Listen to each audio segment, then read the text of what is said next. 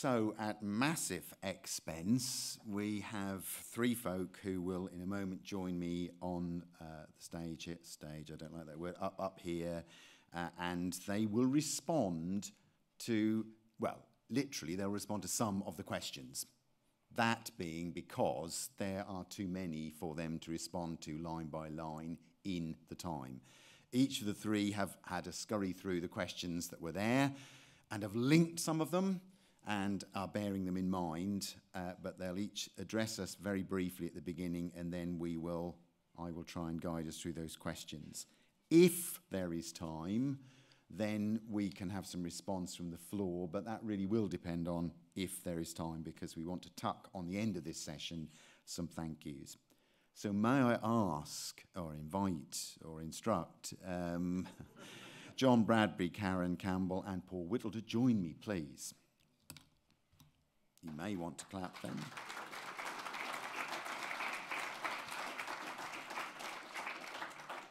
The last person up here, namely Harry, last night had received awards, and we celebrate that with him. I'm not sure any of the three of you have had any awards, but it's nevertheless good to have you. So who do I choose to go first? Well, I got the ordering of Paul will have a word with us, Karen will have a word with us, John will have a word with us, and then I'll guide you through some of the questions addressed to us. Paul, you are first. Thank you very much, Geoffrey, and I get the great joy of talking a little bit about that part of our church life that you all love and enjoy so much, the D word. I've worked with deployment in a range of ways well, we all do, but I've been particularly for a long time. And what I want to say firstly is, you are the deployed, and you do a great job. And as I'm here as Convenor of Ministries, and as Convenor of Ministries, I want to say to you, thank you for all that you do. You are valued. It doesn't seem like that sometimes, and we struggle in all sorts of ways. We struggle together. But sometimes I find in the church we talk about what are you doing? And whether that's the Synod, whether it's some General Assembly staff or whatever, let's move to recognising that it's we. What are we doing? And I'm now going to say you because I'm talking to you. What you do is great. In my day job, I've been a Synod moderator for almost 14 years now. When I set out on that particular journey, I thought, well, I'll do the 7 years, and then possibly, if I think it's okay and they think it's okay, another 5, and then I'll retire. That's now nearly 2 years ago. They moved the retirement age. We moved the retirement age. But you see, I feel they did it.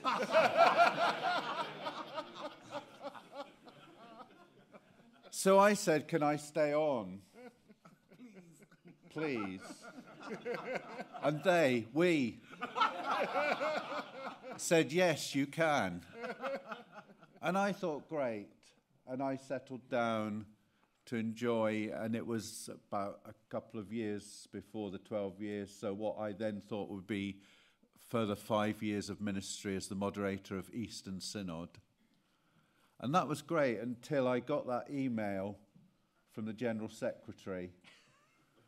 Would you consider moving to Scotland? And I thought, great, I'd love to go, but it's not going to happen, so no worries. Anyway, it did. And it gives me a chance, this moment, to apologise, particularly to Lytton, for the even bigger mess that I left Eastern Synod in than I might have done if I'd had those other 3 years. But she's doing a much better job than I would have in clearing it up.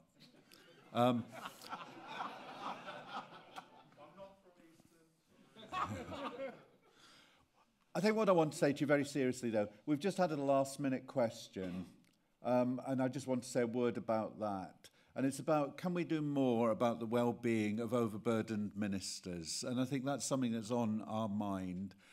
And the reason I talked about being a synod moderator, I have the privilege of seeing a lot of what happens around. Now, don't think it's a great job. Moderators deal with a lot of crap.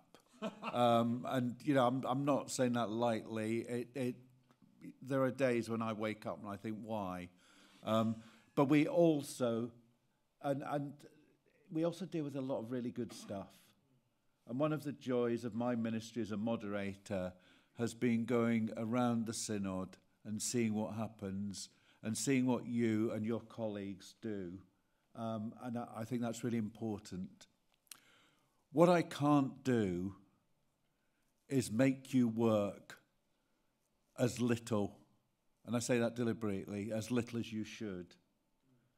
And I just want to say that my first answer to that particular question, and it's one I've given some of you because you've served alongside me in the synods that I've been moderator of,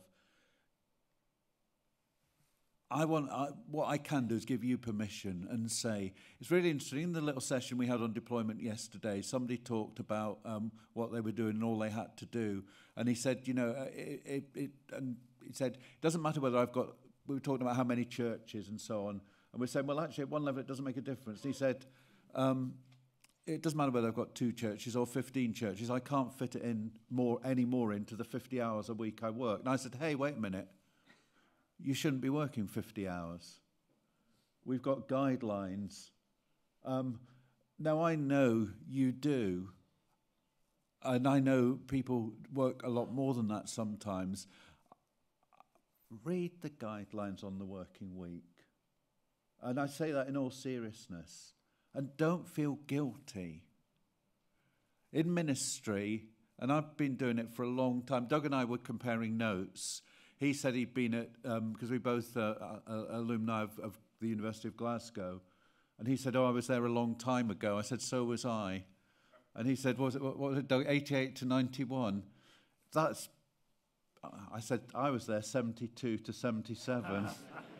I've been doing this stuff for a long time. And that's really what I want to say to you in introducing. You are valued, but look after yourselves, because it doesn't help us. It doesn't help anyone if you crash out. That's probably far longer than I should have taken. Sorry, Jeffrey. Far longer, yeah. Thank you. Thanks, Bob. No. But well worth hearing. Thank you. So now you've been warned, Karen. Karen, would you like to introduce?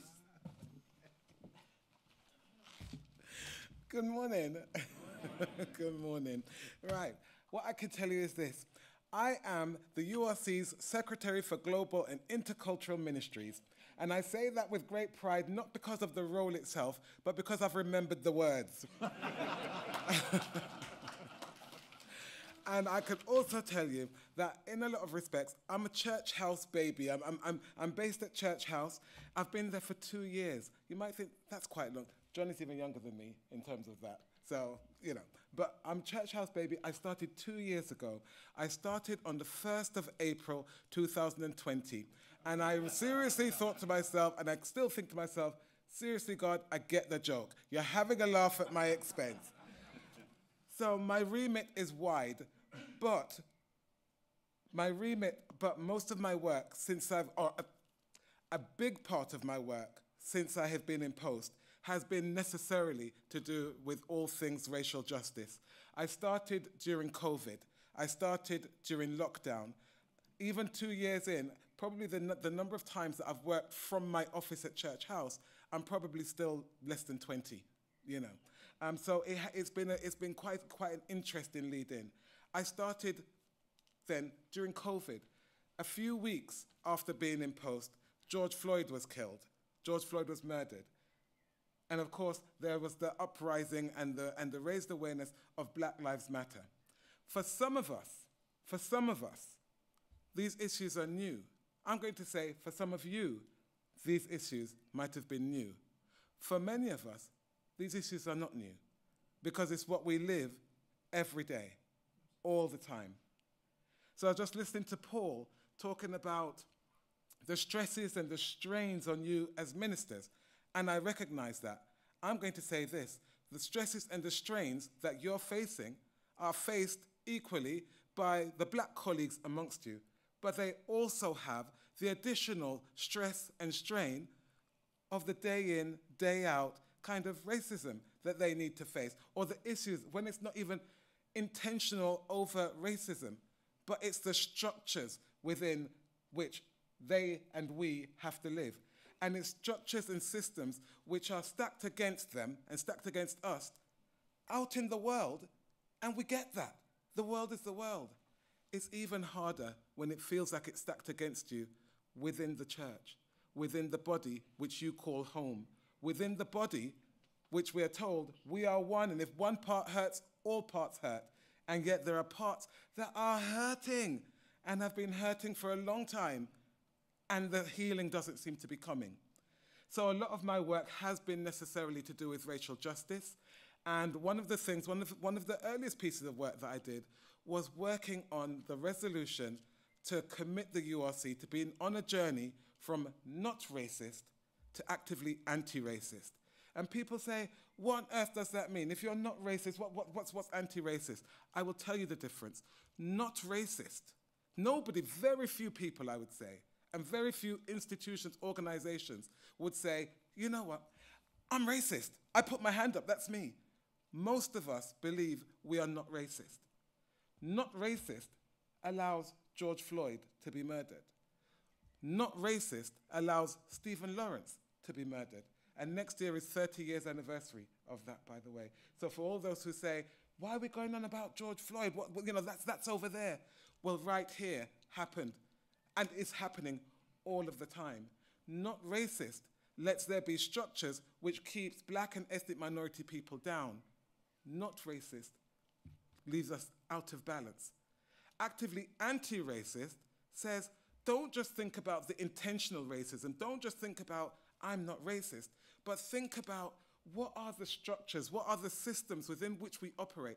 Are they just? Are they fair? And for us as the church, do they represent a fair, are they a fair representation of the body of Christ, the church that we are called to be? And if not, what are we going to do about it? Because if one part hurts, the whole hurts. So that's what most of my work has been about. And I was proud of the URC, actually, that in November 2020, that my first major piece of work was drafting a response to George Floyd's murder on behalf of the URC. My second major piece of work was drafting the anti-racist church resolution, because we had to ask ourselves some serious questions. When we're looking at the world and saying, you need to be anti-racist, and what are you doing, and what are you doing? The question comes back, do Black Lives Matter in the URC? So that's what we're asking ourselves, and we want to make sure that Black lives do matter in the URC. And I was delighted and proud that when that resolution went through in November 2010, committing us to that journey, and went through with very little pushback. And so we're continuing that journey. That is the vein of my work, currently working on fleshing out what it means to be an anti-racist church.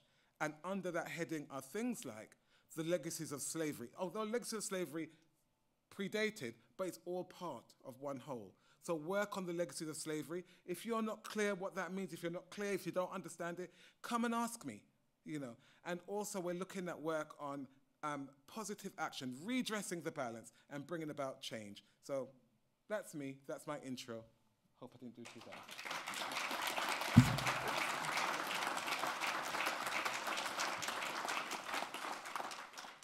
I trust that it was just a slip-up, but you talked of 2010. You've only been at one point, so does it feel as if you've been here 12 years rather than the two? John. Thank you. I think the thing I want to say from the perspective of the Church Life Review might sound a little odd, but the Church Life Review is not the life of the church. And that's actually quite important. And sometimes I have to remember that, because It sits on my desk a lot, and a lot of the, the emails that need sending and answering and the papers writing are all about that. In some senses, the Church Life Review is about some quite dull, boring, mechanical things. It's about bean counting, it's about committee structures, it's about how we join up the mechanisms of how we take decisions and the resources that need to flow from those decisions so that they can be enacted.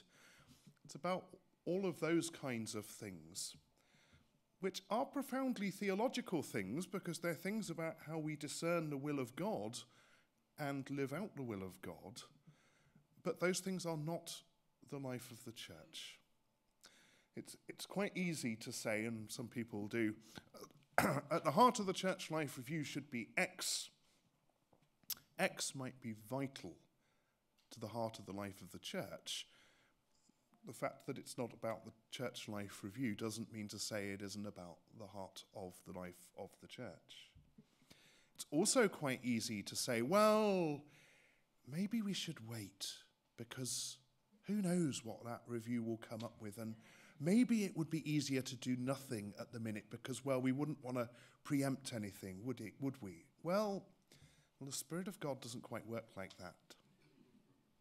And we have to keep on living the life of the church, being the life of the church, taking risks, responding to the call of the Spirit, trying the new thing, not just waiting to see what form of new committee structure we've got and whether that might have made it a bit easier to do. So I begin simply by saying the Church Life Review is not the life of the church. The life of the church is the people of the church, the body of Christ, worshipping, witnessing, serving, evangelizing in the communities that we live in, 1,300 of them, up and down the 3 nations that we exist within. That's the life of the church, and that's what's really at the heart of what we're about.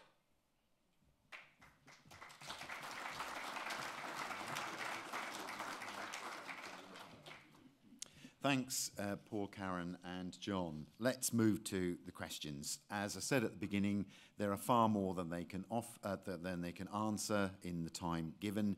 So we've prioritised them, linked them together, and in the answers, there is the hope that some of the other questions' answers will come through. Paul, we're going to go to you first. And a number of the questions relate to how we are tackling deployment, and we wondered who we were, so that will come into that. Who is the we in that tackling? How do you respond, Paul? Who is the we in all of this stuff?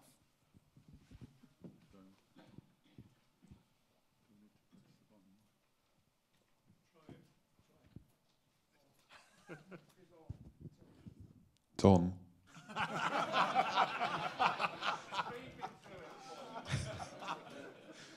Thank you for that really helpful advice. I mean, in a sense, I've already answered the question. The we is all of us. I mean, I think there are different people who have different stakes in this, but I think we do all need to own it. From where I'm sitting at the moment, I've got 2 main we's. One is, and it is 2 of the main we's in it. One is the Ministries Committee, and it's very much, and we look at that. And the other is the Moderators meeting, and working with deployment is very much that. But as we struggle with the need to make changes, and as we struggle with all sorts of things, we rely on you. I can remember a good number of years ago, and I'm not going to name the place, but I can remember being at a meeting, and there's at least one person in this room who was at that meeting, but I'm sure that person won't necessarily recognise what I'm saying, because it was actually a conversation afterwards, and somebody came up and said, what are you going to do about deployment and about changing in different ways? There's only a limited amount I can do. We need to work together. Now, a lot of the questions that have come in on deployment are around sharing information, around doing things together, there is actually quite a lot of that happens, and it's not necessarily visible to everyone. So I want to assure you that happens. I certainly also want to assure you that I'll be taking those questions away and having a look and seeing if there are places and areas where we can work together better than we do already. But we have a fantastic resource in you, in elders, in all sorts of other ways. But it is a challenge. But I do want to say, which I think is my main response to those questions, there is actually a lot of joined up thinking goes on, though it may not seem so. The URC is great. It's got 13 synods, and everything we do, we've got at least 14 different ways that we do it. And that's one of the issues. And, a lot of deployment lies with the synods. We're not, and actually we can't do it. I'm finding that, that's very personal to me at the moment, having moved from one synod to a very different synod and looking at that. But if you've got specific things, and some of them have come in the questions you think we're not doing that we should be doing, then, and the we is really ministries when I say that particular we, then do let us know, and we'll take a lot. Email the Secretary for Ministries, and that's not that I'm trying to pass the buck, but it's that I'm aware that in a couple of months' time I won't be the Convenor of Ministries, and it's making sure there's the continuity. Thanks, Paul. We've whispered behind your back that instead of 1 2 1 2 1 2, it's going to be 1 1 1 2 2 2 in terms of questions. So we're going to put Karen on the spot now. Karen, there's some concern that the moderators' meeting is an all-white gathering currently, and has been predominantly that for all of our 50 years. How are we going to respond to this? And guess what? Who is the we we're talking about in that? Okay, right. I know the moderators' meeting is an all-white space. I think I would also say that, and has been for the majority of our 50-year history, we've had one ethnic minority moderator. The General Secretariat has always been a completely white space. Most of our assembly appointments are white people in those spaces. We know it is glaringly obvious. Some people say that, could it be that these just happen to be the people that God has called to those places? I am not doubting anybody's sense of call, but what I do question is why the God who calls people from all around the globe to find home and belonging in the URC would say to those same people, you can get so far and no further. That doesn't make sense to me. So I think there is something in there about how we're discerning the call, who is being called, how they are being called. I can see it. I can say that others in the URC can see it. Others in the leadership of the URC can see it. There are conversations going on between, myself in terms of my Office of Global and Intercultural Ministries. I've spoken with John. I've spoken with the moderators. There are conversations going on. There is definitely something wrong, and we're seeking to address it. We're asking questions such as, how do we attract people? How do we appoint people? When we look at the skills and the experiences that are being asked of candidates, what are those skills and experiences? Because I think some of our black and ethnic minority colleagues may aspire and even apply, put themselves forward for such positions and not get through. They don't have the skills and experiences, is what is being said. My question, and our question is, who determines what those skills and experiences should be? My point would be that systems and structures which have been designed and populated mainly by white middle-class men, will probably throw up skills and experiences as a requirement or as a desirability that will be possessed by other white middle-class men. So how can we start to ask the questions about what might be the new thing that God might want to do? The end of Isaiah 43, I'm doing a new thing. Forget the former things. Don't you see it? This is new life. Is that possible? And even though it takes thought and so on to kind of verbalize that, it takes more effort and more working and maneuvering to put it into practice. But that is work that is ongoing. It's work that is on the table. There are conversations taking place. We're looking at ideas such as mentoring, not only of black and ethnic minority people, because actually black and ethnic minority members want to stress that because we are black and ethnic minority doesn't mean we need special input, doesn't mean that we need special training to equip us. We're saying, actually, we're equipped. We've got skills, we've got experiences, use them, recognize them. But we're also saying and recognizing that this, although I'm speaking specifically about black and ethnic minority people, but some of these issues actually go across the board to other people, to women, to working class people, and so on. How do we recognize their gifts and skills and draw them out? Could mentoring be one way that can enrich and lift up the whole URC? So we are exploring, we're exploring. It is work that is on the table. I can't guarantee how quickly it can move, but I was very moved by something that we were hearing yesterday about being co-craftspeople in shaping this cathedral of belonging. And that cathedral might not happen within my lifetime in my post or so on, but are we willing to be part of working towards it? And if we're not going to work towards it, quite frankly, are we willing to step out of the way and let it happen? Let others do the work.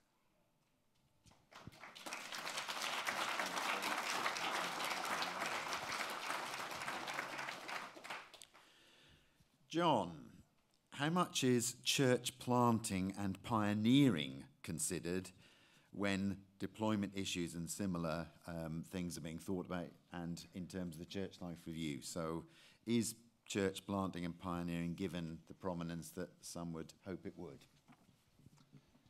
Thank you.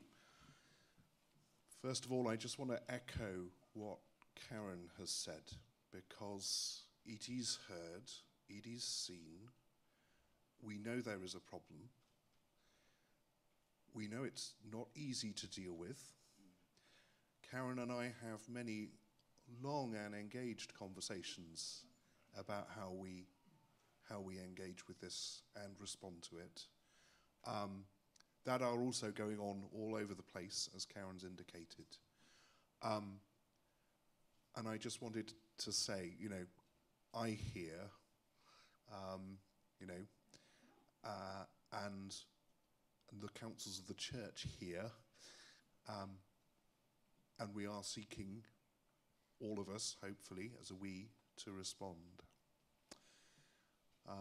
To move on to the question just asked, in some senses, in a very specific way at the minute, we ain't got there yet. However, I think one of the things that unites all of the folk on the Church Life Review Group is a desire, a deep desire, that as a denomination we should respond much, much better to the call to do new things. We're not always very good at doing new things. And some of the things that make it hard to do new things are that something like church planting can be very resource intensive. There are obviously all kinds of different ways in which new ministries emerge.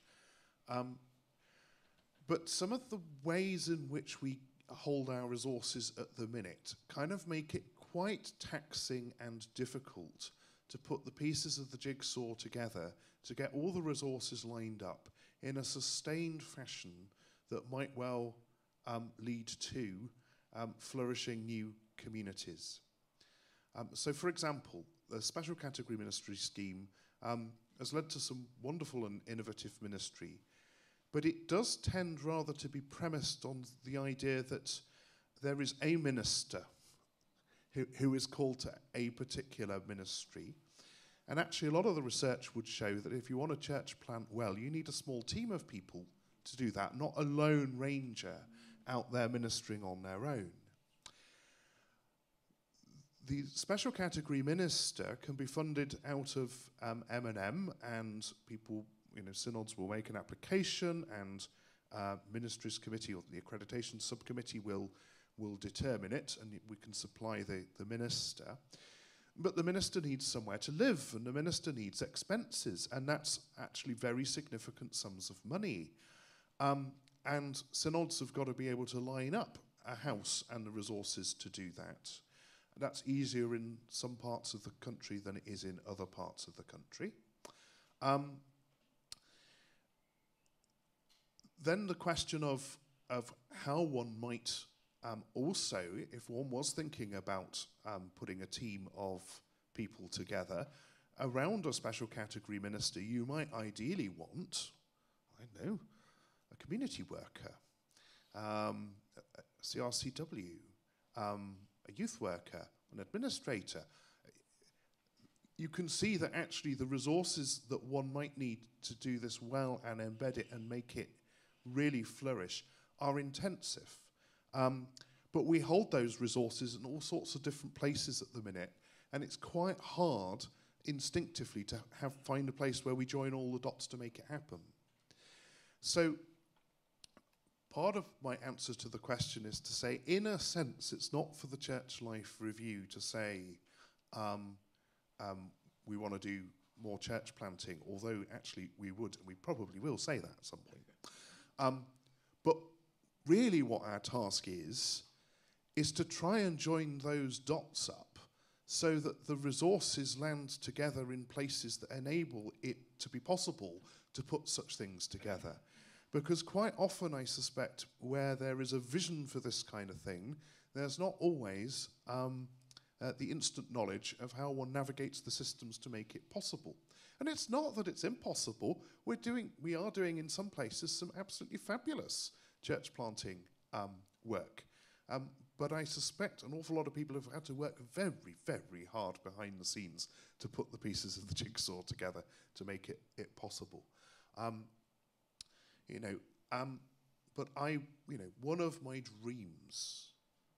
one of my dreams is that the United Reformed Church would have an intentional church planting program, that we would intentionally seek to emerge new communities, particularly in those places where the church tends to withdraw rather than engage.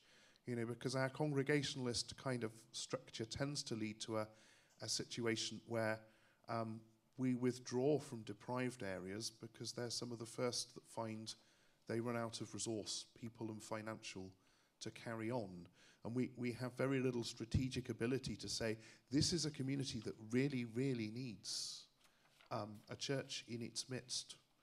And I would love to see us intentionally saying, let us find, even if it were just 3 or 4 communities around our nations where we said, this place we are going to commit serious resource to over a decade or 2 to establish new worshipping, witnessing communities, that would be something of a dream of mine.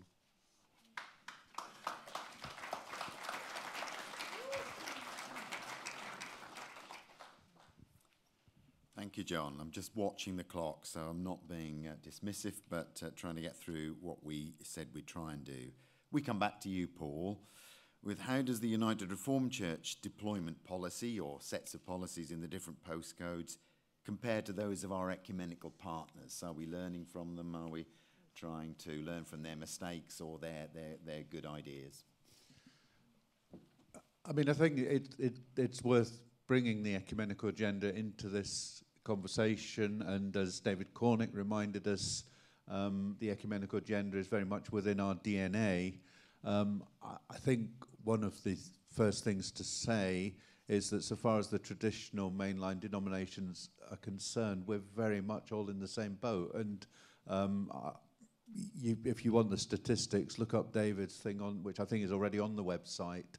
When I sit in my office in Glasgow, contemplating the problems from the point of view of the National Synod of Scotland, I'm just really glad I'm not in one of the Church of Scotland offices. Sorry, Dove, but you know, if I think I've got problems, I think it's not unfair to say that the Church of Scotland is in free fall. I mean, he's about the person I'm going to refer to is about to retire. As some of you know, back in the early 70s, one of my classmates at school was a guy called George White, and George is just about to step down as the principal clerk to the General Assembly of the Church of Scotland, and I think his worries have been far way beyond mine, and I think the same comes to the other. What we need to do is find ways of doing things together more, and that is really difficult because we're all struggling, and we're certainly having conversations. But I think those conversations are in localities, certainly within synods. I think we do compare notes, but I think we're, you know, I don't think we're doing better or worse than our colleagues. So it is a really difficult area.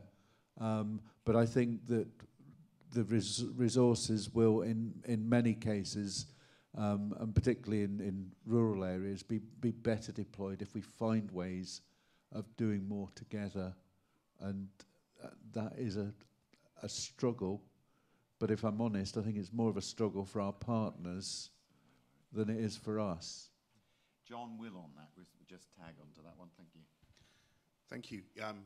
I mean, as Paul says, everyone is very much in the same boat, I think. But I do look at some of our ecumenical colleagues and think, oh, there's an interesting thing that we don't do, or often don't do. So I look at the Church of England, and I look at the way that lay readers are deployed and licensed to a parish or a deanery or a group of churches.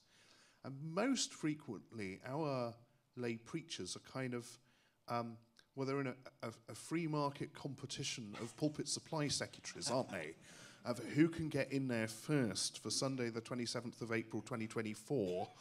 And actually, I think there's a really rich resource in some of our folk like lay preachers that if settled as part of a ministry team with a minister and perhaps a lay leader or two in a group of 5 churches, might make a real difference. And that's something I just look at our Anglican colleagues and think, oh, wonder if we could learn from that, because there's nothing at all to stop us doing that. You know, it's not rules, regulations and paperwork that's stopping us doing that. It's culture. I suspect we've never done it that way. We tend not to think about it.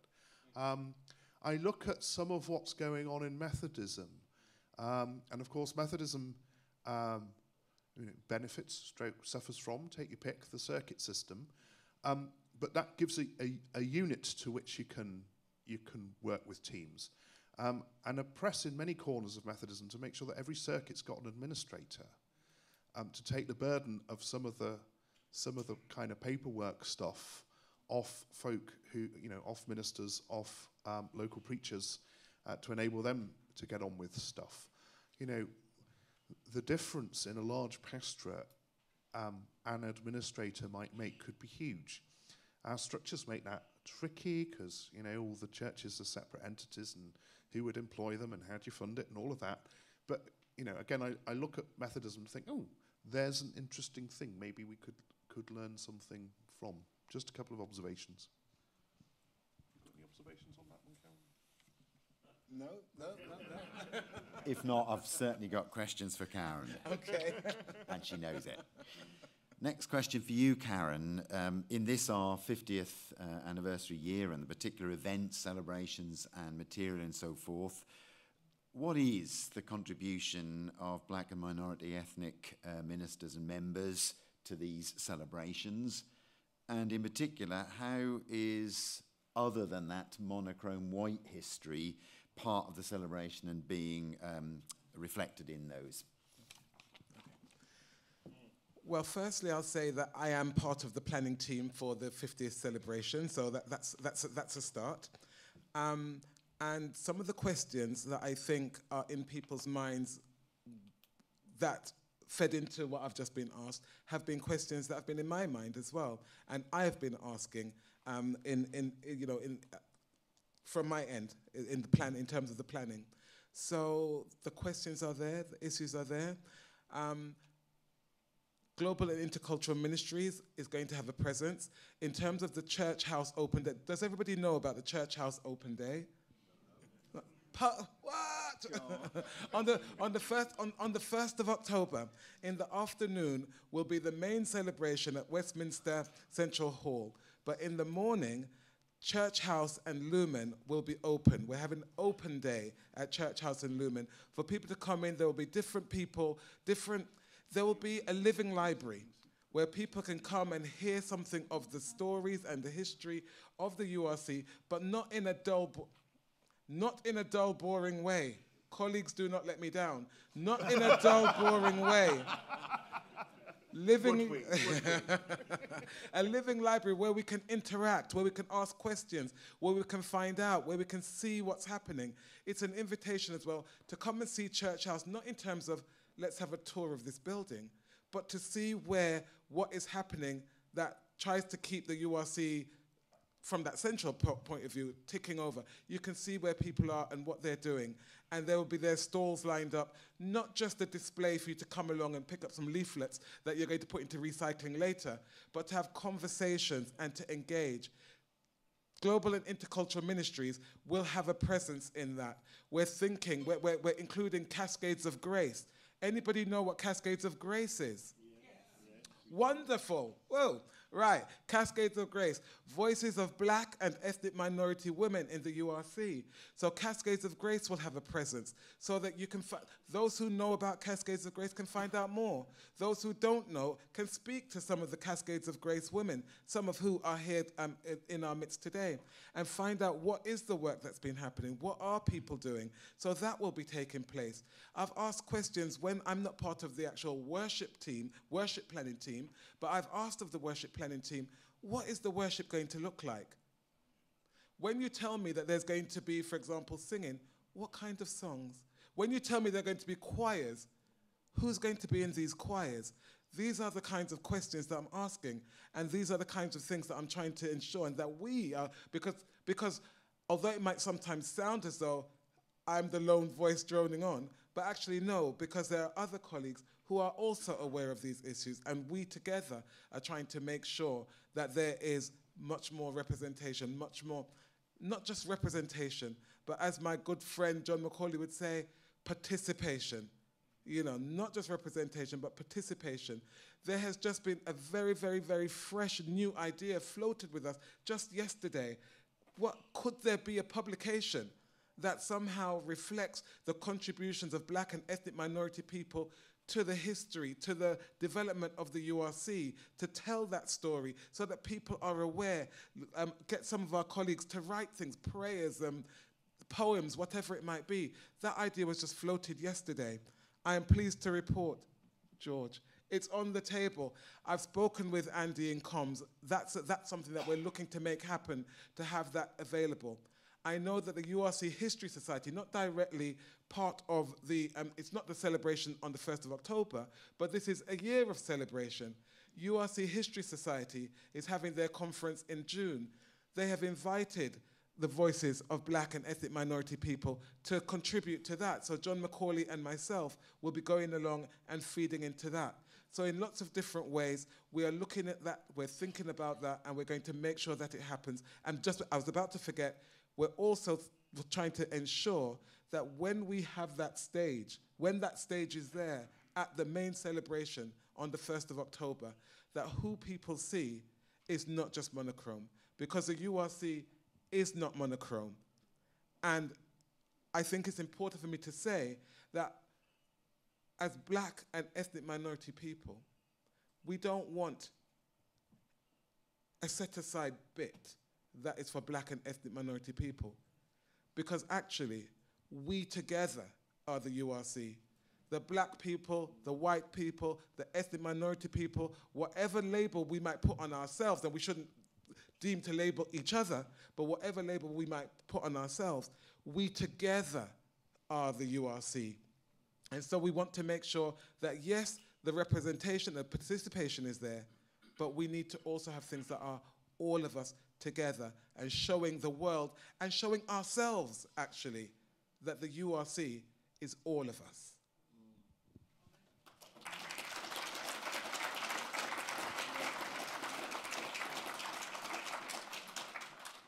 I'm going to give the microphone back to Karen before that particular question that I know you're looking forward to, John. Another aspect very much linked to where you've just paused is, do we, and who is we in this again, I say again, need to rethink, to reform, to adjust our liturgy, our hymnody, to be sensitive to the slavery issue? Okay, I'm going to start by saying this. I do not wish to be washed and made whiter than snow. I am black. I'm very proud of being black. I'm very happy to be black. I have a friend who says to me, isn't that a strange thing for someone to say, I'm proud to be black, or he's a black person, to say you're proud to be black or you're proud to be white, because we just are who we are. I didn't choose to be black, so how can I be proud of being black? Or I didn't choose to be white, so how can I be proud of that? I'm telling you, I'm proud of being black, and this is the reason why. Because to own my blackness has been a hard journey, because everything in my youth was telling me that to be black was a bad thing. Beauty is white, intelligence is white, civilization is white, Jesus is white, God is white, Christianity is white.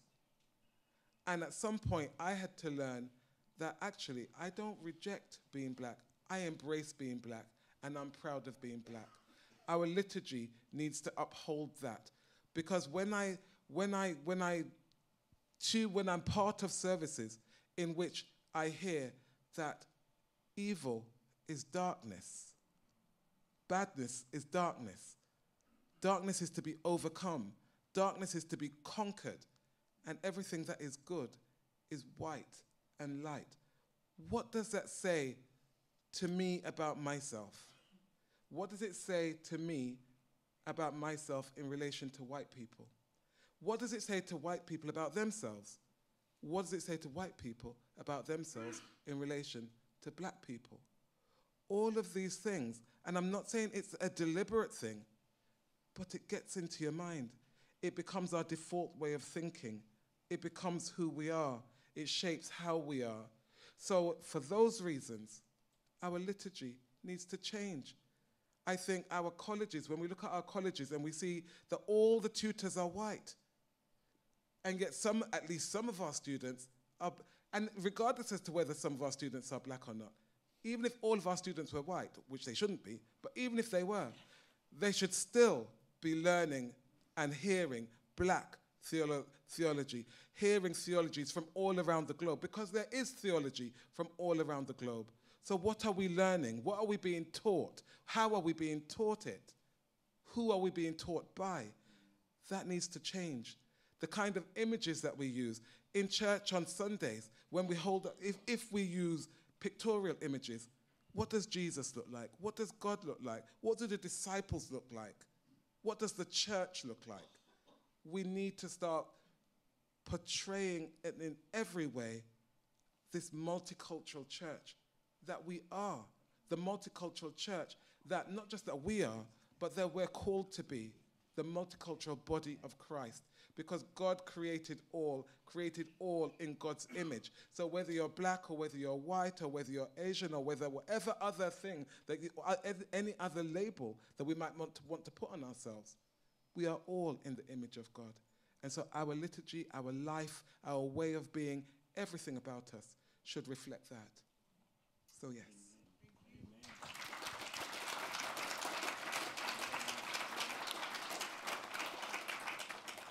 John, this will be the last question because there's some thanks to give and then coffee break to have. So we're not cutting short stuff deliberately, but this is the place to end. And it ends, John, you rescued it. We did wonder whether one question put in the box was actually for this session or a more generic question for a whole gathering and a conference. You said, oh, that's the best question in the box. Can I have it? So here it is, John. Was Jesus' death a good death?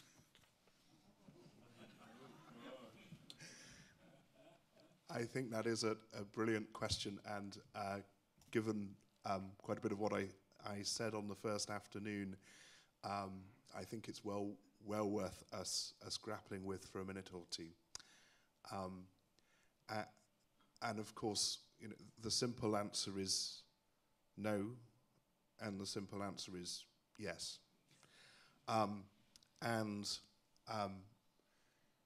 We have to some extent, live with that tension. This was clearly a horrific, brutal, barbaric act of empire. Jesus' death is absolutely imperial power doing what it does, which is to humiliate and subjugate so that a population can be controlled. There is nothing good about that. It is as the result of betrayal. It's the result of being sold away. It's the result of authority in its own terms, not exercising that authority with due diligence. Pilate knew that man was innocent. He knew he had a duty to uphold Roman law, and he didn't. It's as a result of religious leaders doing what they tend to do to protect the religion rather than seek after truth. So, in a sense, all of that is catastrophically grim. At the same time, Jesus' death is an utter subversion of all of that. It takes it on, it turns it inside out and upside down, and subverts it. That which was to extinguish comes to be at the heart of that which is fanned into life that reaches the ends of the earth and is still here 2,000 years later. We have a totally innocent man condemned to death, and somehow, and I'm no great fan of theories of the atonement because there was nothing very theoretical about that cross, but somehow those of us who are not innocent come to know ourselves as a result of this as forgiven, freed, loved, redeemed, and agents of God's transformation in the midst of the world. And all of that is utterly remarkable. And therefore it is good. There's also a certain sort of inevitability to the cross. And, you know, maybe as a good Calvinist you'd kind of expect me to say that. But, again, I don't think it's in neat deterministic theories. If God becomes human in our midst, there is an inevitability that we will seek to remove and kill God because God is not the God we want God to be. We want God to be created in our image. We want God to uphold and support our ideologies, our visions of nationhood. And God doesn't. God comes into our midst and subverts all of that. And fallen, broken human beings, we can't cope with that. Our instinctive reaction is to expunge and expel it. So there is a deep inevitability to the cross. But out of all of that, it is indeed subverted. It is not the end. The power of death is broken. Resurrection is real and lived and experienced, and we continue to experience it.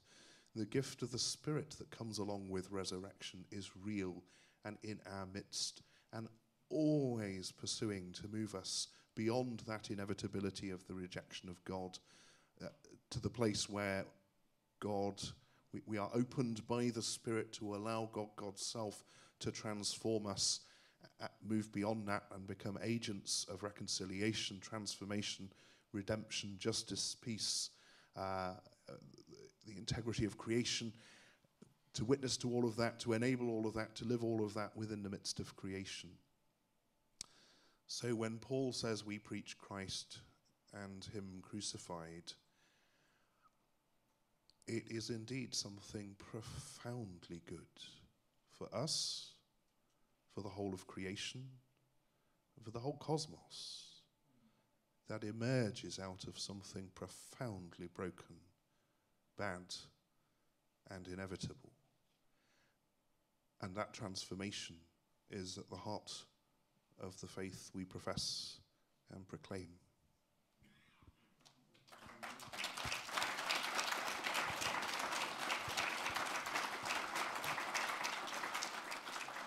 To which I think we'd want to say, Amen.